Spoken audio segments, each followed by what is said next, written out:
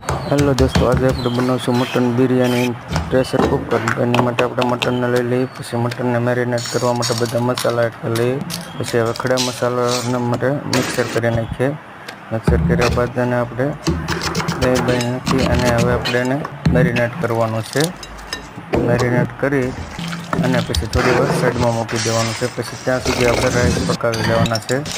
રાઈસમાં બધું થઈ જાય પછી હવે આપણે મસાલો પકાવવાના છે। પ્યાજ, सॉस, टमाटा, मरची ऐड कर लिया बाद मटन ने ऐड कर दिए। मटन पानी नाखी थोड़ीक वार पकवा दिए। पकी जाए एटले आपणे राइस ऐड कर देवुं।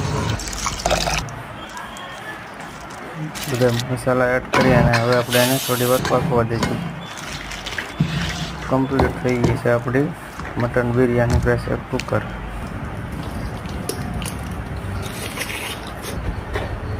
सुपर।